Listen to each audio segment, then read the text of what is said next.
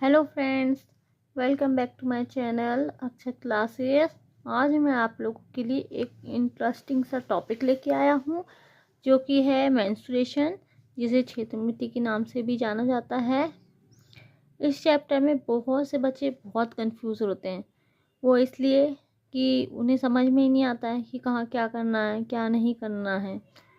तो मैं आप लोगों के लिए ये जो टॉपिक है, चाहे ये कॉम्पिटिटिव एग्ज़ाम्स के लिए हो जाए या फिर स्कूली बच्चों के लिए हो जाए, उन सभी के लिए ये बहुत ही इम्पोर्टेंट टॉपिक है। मैं आप लोगों को इस टॉपिक की शुरुआत स्टार्टिंग से ही पूरा कॉन्सेप्ट क्लियर कराऊंगी। पूरा का पूरा कॉन्सेप्ट क्लियर कराऊंगी मैं आप लोगों का कि क्या कैसे होता है। तो बने रहिएगा मेरे इस वीडियो पे। और वीडियो अगर अच्छा लगे तो वीडियो को लाइक कीजिएगा, कमेंट कीजिएगा, दोस्तों के साथ शेयर भी करिएगा। हम अपना वीडियो थोड़ा थोड़ा ही छोटा छोटा बनाएंगे ताकि वो वीडियो सभी अच्छे से देख पाएँ, समझ पाएँ। नेक्स्ट टॉपिक, नेक्स्ट वीडियो इसका आगे का फिर अगली बार फिर तैयार होगा। तो देखिए, शुरू करते हैं। देखिए, ये 2D है, 2D डायमेंशन। दो प्रकार के, दो तरह से डायमेंशन होते हैं। ये हमारा हो गया 2D डायमेंशन और ये हो गया हमारा 3D डायमेंशन। 3D में क्या होता है? आयतन, क्योंकि उसमें आयतन, देखिए आयतन में लंबाई, ऊंचाई, चौड़ाई तीनों ही होती है, जैसा कि क्षेत्रफल में भी होती है। और 2D में ये देखिए, माचिस की डिब्बी, क्या है? माचिस की डिब्बी हमारी जो होती है वो 3D डायमेंशन में कही जाती है। देखिए, ये हुआ सबसे पहला हमारा परिमाप। परिमाप क्या होता है? जो बॉर्डर होती है, चाहे वो आयत की हो जाए या किसी भी चीज़ की, है ना, वृत्त की हो जाए, तो जो बॉर्डर होती है उसे हम परिमाप कहा जाता है। परिधि, देखिए परिमाप और परिधि, इन्हें हम सेंटीमीटर में, मीटर में और किलोमीटर में सेट करते हैं, इन्हें जो नापते हैं। विकर्ण, विकर्ण क्या होता है? विकर्ण को हम सेंटीमीटर में लिखते हैं, मीटर में लिखते हैं और किलोमीटर में लिखते हैं।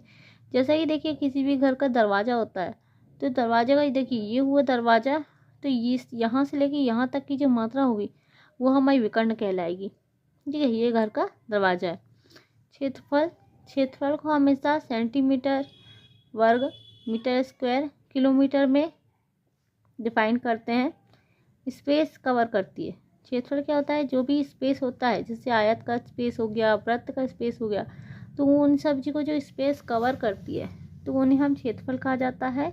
ये लंबाई और चौड़ाई L इंटू बी, है ना, लेंथ इंटू ब्रीथ, तो इसमें लंबाई और चौड़ाई देखी जाती है।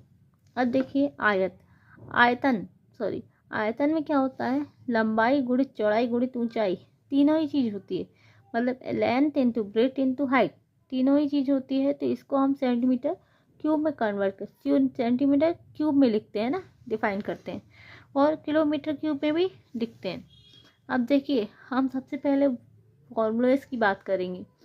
देखिए, ये हो गया हमारा वर्ग, वर्ग का, ये देखिए वर्ग है, ये वर्ग बना है ना। ये ए वर्ग की चारों भुजाएं बराबर होती हैं। और ये हमारा हो गया विकर्ण डी। ठीक है, ये हो गई हमारी लंबाई। तो देखिए, इसका क्षेत्रफल, पहला जो फॉर्मूला होता है क्षेत्रफल, वो हमारा होता है ए का स्क्वायर। इसी का दूसरा जो फॉर्मूला, एक और फॉर्मूला होता है, वो होता है डी स्क्वायर बाय 2। ठीक है, पहला क्षेत्रफल फॉर्मूला हो गया ए स्क्वायर और सेकेंड हो गया डी स्क्वायर बाय 2। ठीक है, चलिए आगे बढ़ते हैं। वर्ग का परिमाप, वर्ग का परिमाप का फॉर्मूला हमारा होता है 4a।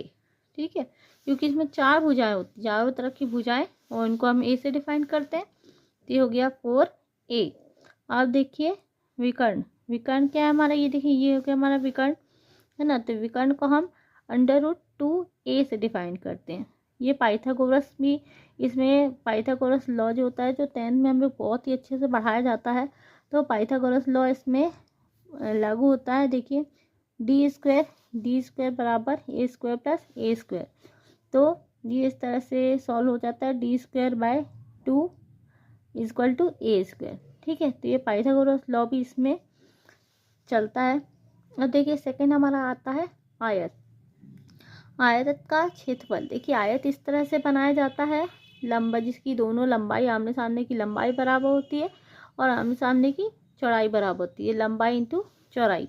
तो देखिए आयत का क्षेत्रफल क्या होता है, लंबाई गुणित चौड़ाई, है ना। ये हो गया लंबाई गुणित चौड़ाई। परिमाप क्या होता है इसका हमारा 2, 2 लंबाई धन 2 चौड़ाई। हमें पढ़ाया जाता है 2 लंबाई धन 2 चौड़ाई। इसको हम अगर 2 को हम कॉमन निकाल ले तो अंदर क्या बचता है, L प्लस B, मतलब लेंथ प्लस ब्रेथ। तो ये हो जाता है 2 ब्रैकेट में लंबाई धन चौड़ाई। ठीक है। इसी तरीके से देखिए इसका विकर्ण क्या हो जाता है, इनमें लंबाई है और चौड़ाई है, तो विकर्ण बराबर अंडर रूट के अंदर हम इसको लिखते हैं, तो विकर्ण बराबर under root L square plus B square.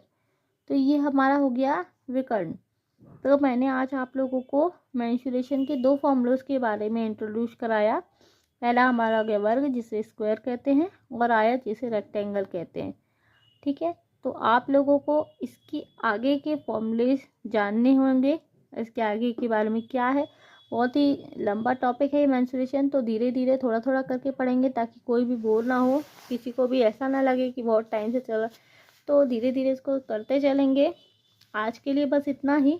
तो वीडियो अगर पसंद आया हो, फॉर्मूलेस अच्छे लगे हों, तो आगे मैं आप लोगों के लिए ट्रिक भी लेके आऊँगी। ऐसा नहीं है कि ये फॉर्मूलेस ही चलेंगे, जो क्वेश्चन मैं सॉल्व कराऊंगी वो सब ट्रिकी क्वेश्चन को सॉल्व कराऊंगी।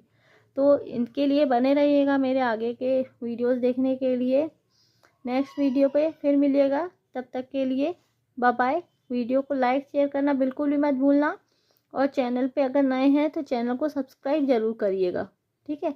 बेल आइकन को प्रेस भी कीजिएगा ताकि अगला वीडियो आप लोगों को जल्दी मिले। तब तक के लिए bye bye, good night, Radhe Radhe.